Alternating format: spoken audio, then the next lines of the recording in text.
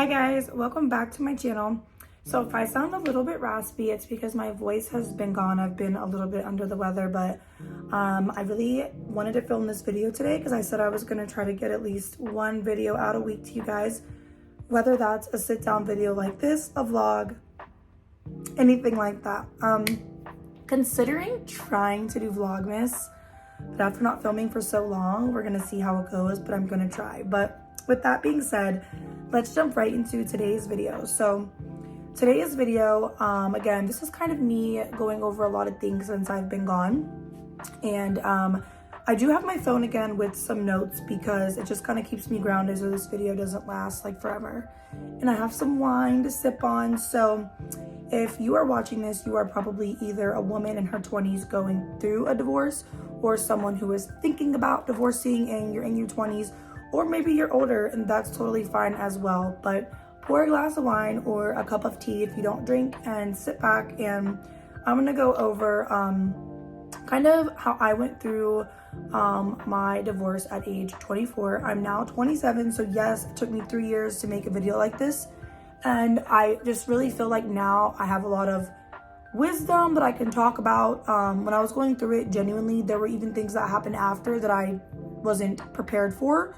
So now I feel like I can really sit down and talk about it. And then I'm gonna give 5 tips that I would give to any woman that is going through this in her 20s or really at any age. And yeah, I hope that if that's you, that this video might speak to you, make you feel less alone, or give you a little bit of guidance, guys. So don't forget to like, comment on this video. You can share your story. I don't enjoy reading that anyone's going through a divorce. It's one of actually the worst things I think I will ever experience in this life, minus death of loved ones. But I feel that it does help me even feel like I'm not alone. And if I can offer someone a little bit of guidance and wisdom, because I know how I felt when I was really in the thick of things, I want to do that. So cheers to us, and hope you guys enjoy the video.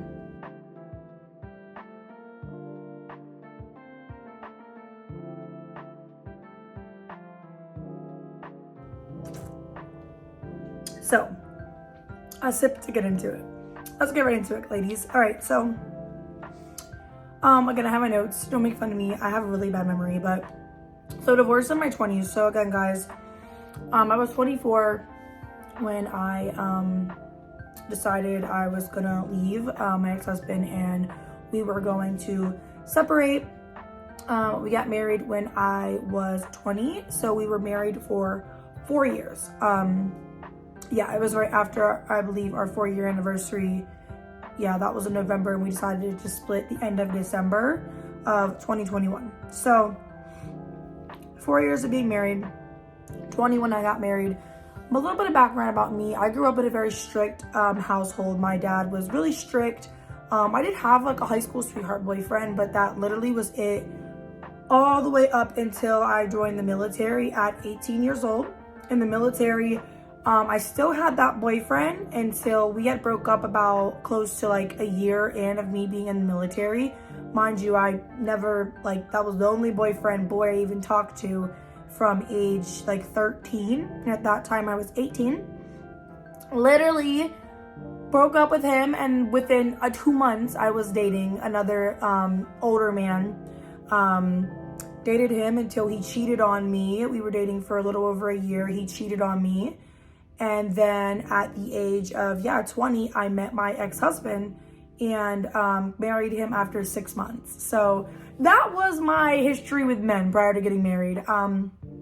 I just didn't really have a ton of experience, which I have a lot to say on that. In my personal opinion, I know some people don't agree with this. I know people to this day that are high school sweethearts and they get married and they seem so happy. But I don't know, they're lucky, because for me, I just felt like I needed to live my life. And that sounds how it sounds, but I've come to terms with it now. I needed to live my life. I got married way too quickly. Even if I would have like stayed with him and like grown as a woman and then like we got married later, I just feel like I dived so much into being someone's wife that I didn't know who I was as a person. And some people to this day kind of scold me for that and don't agree with it, especially because we had a child. But I feel like my son was never going to really see the happiest version of his mom. And now I feel like he's starting to see, finally, after all this time, the happiest version of his mom. So I just wanted to touch on that. But so yeah, coping. Coping with my divorce, I will say I used alcohol in the beginning. I feel like I was like a wild banshee. I had never went out, experienced nightlife, any of that. So I feel like my first 6 months was kind of like a whirlwind of that, which I don't recommend, but I'm not going to scold you if that's where you're at. If you're watching this video and you're in your phase where you're going out all the time with your friends, you're drinking a lot, I'm not going to scold you, especially if you're not a mom and you don't have any children. Then I'm definitely not going to scold you. I think that you should be aware of your surroundings, be aware of how much alcohol intake and what decisions you're making when you are out.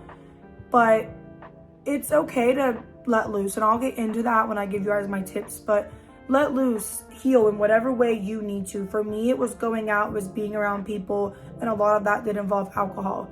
Again, I'm a mom, so that lasted about 6 months, and then I realized that I was not spending enough time like with my baby and my child, and he was also grieving the loss of his parents in a household together. So I snapped out of that pretty quick, but that is kind of how I was coping. But I will say the gym, a healthy, and again, I'll go into this more later in my tips, but the gym was a big coping mechanism for me. I will say I had lost so much weight during my divorce, but I will say after those 6 months of partying, I was probably in some of the best shape I've ever been in. When I started hitting the gym, hitting my workouts 5 days a week, I really just focused in on that. I was in like the best shape of my life. So that's kind of how I was coping. And I know something that I felt that some of you ladies or men might be feeling, if you're a guy watching this, is when you're getting a divorce in your 20s, I kind of feel like I did my life backwards. Even now at 27, I feel like I did my life backwards. Like, I feel like a lot of ladies that I'm around my age are like just now getting into a serious relationship. Maybe have had 1 to 2 like heartbreaks, but they're just now in a serious relationship, just now thinking about like marriage and children. As for me, like, I feel like I've lived 3 lives by the time I'm 27. Like joining the military and that whole life and deploying, then having my son, being married, trying to be like some like trad wife, which I never will be that. I don't know why I thought that's what I wanted to be, but trying to be some trad wife that I literally was not, trying to figure out my career, figure out what I want to do. In school, I have a bachelor's and a master's, so I was in school, and then divorcing him, that whirlwind, and then, you know, doing a 180 from like getting into nightlife, bottle, like I feel like a whole different person. And I've just lived so much life, and I feel like, at least from the ladies I've spoke to that are around my age that have gone through this, and even some that are still married, they say that they feel like they kind of did their life backwards, and it can make it a bit difficult to relate to other women around my age. So that's something that I did want to bring up, because if you're feeling that way, you are not alone. I felt so much that way.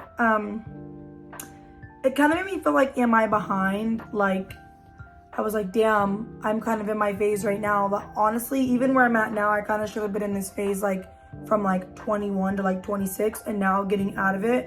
But I feel like I'm like in the thick of it, like in the thick of like really getting into my full self, who is Bree, all of my extracurriculars, trying to get like a business off the ground running. But I feel like you're never too old to do anything, but I do definitely struggle with that at times. Like, am I behind? Because like I said, I feel like I just did everything so backwards. And then before I go into my 5 tips that I have for anyone going through this that I think will ease your mind or make you feel a little bit better about the situation, I want to go into dating after marriage. So dating after marriage for me, again, don't forget what I told you guys in the beginning of this video, kind of my history pre-marriage. I had a hard time. Now, I had a hard time because I think that a quote that someone told me that stuck with me is, you're not going to find healing in the place that you found hurt.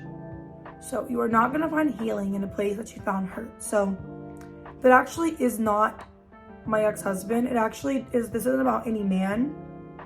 I tried to find healing in jumping into relationships because it took me time, but I did realize that being a wife and being a partner in a long-term committed relationship is what I want, what I long for, with the right person, but it is what I want and what I long for.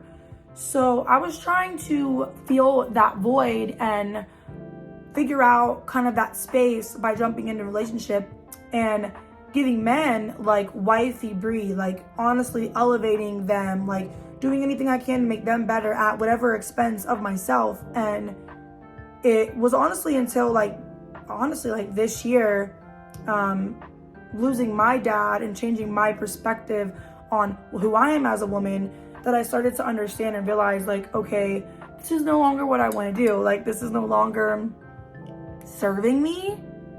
And maybe it's okay that I do not make my relationships my whole being.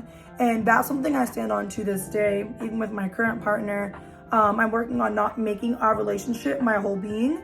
I've worked hard to get back to feeling like Brie, feeling like, the woman that I am. And I encourage you to do that as well. Even if you have found another romantic partner or you're single working on yourself, I definitely feel like it's important to not let any relationship, whether that's a friend, intimate, or family, like consume every part of you, because that's what I kept doing.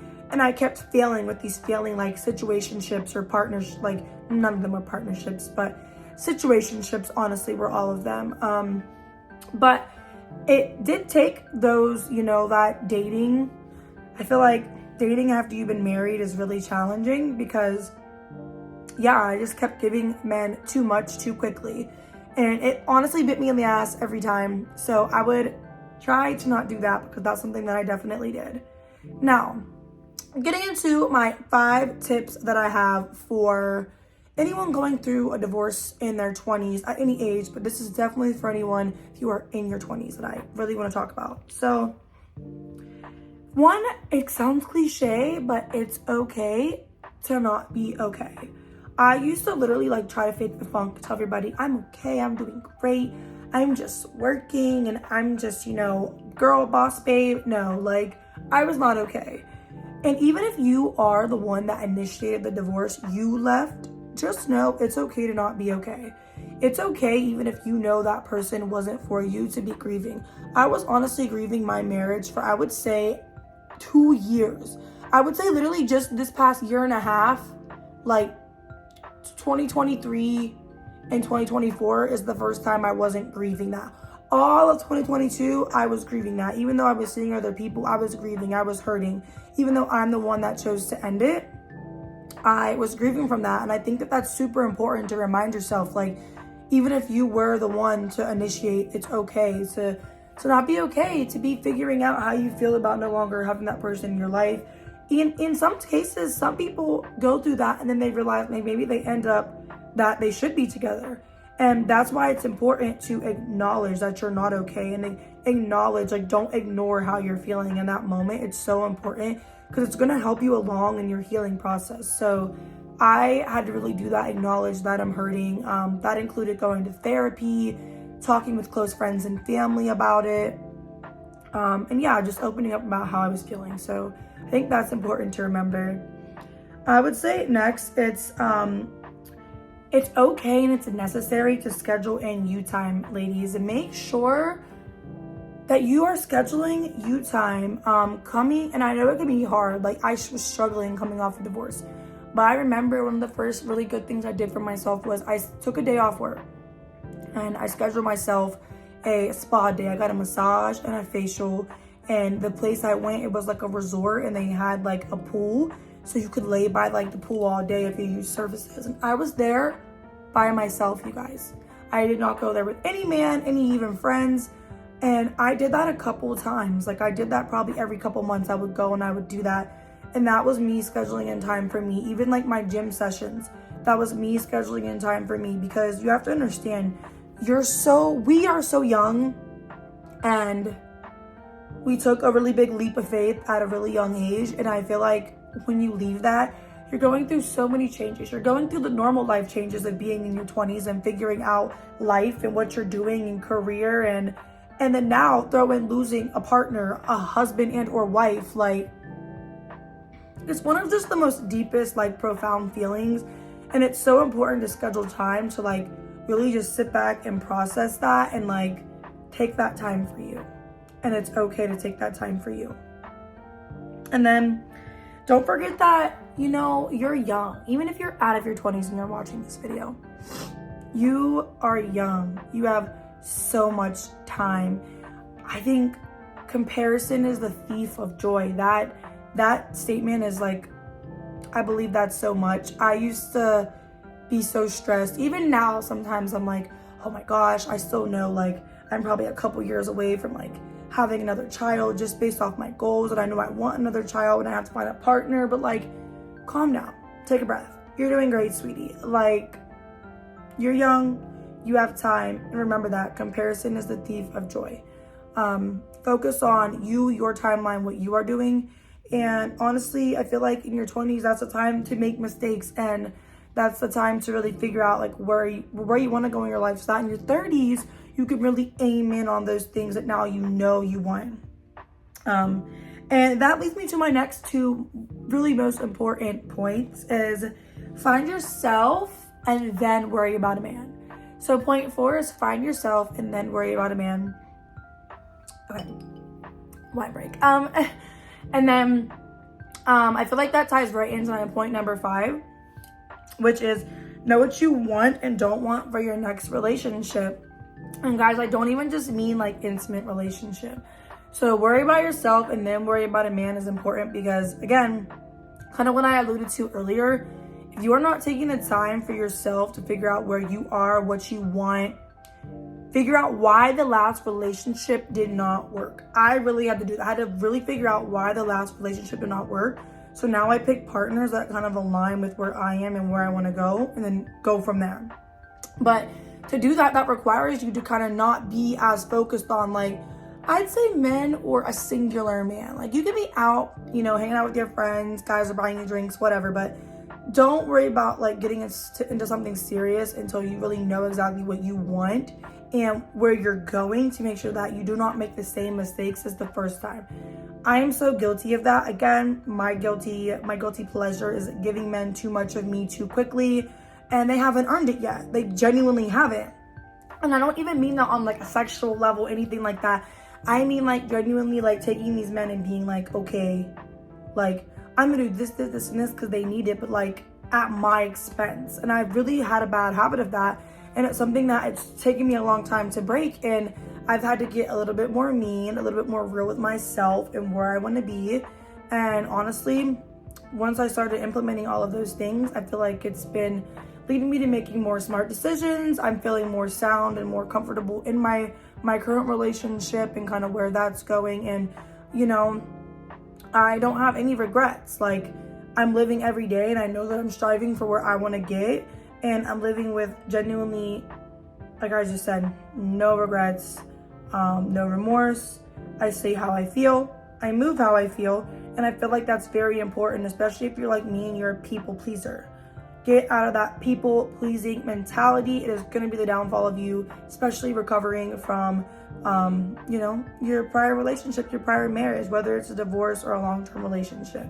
Throw that out the window and you're going to feel so much better, guys. So yeah, that would be everything I have to say about dealing and coping with divorce in your 20s. I hope that this video was helpful, and if any of it resonated with you, I'd love to hear down in the comment section below. And I just thank you guys for watching it. Thank you for coming along on this journey with me. And yeah, I'll see you guys in the next video.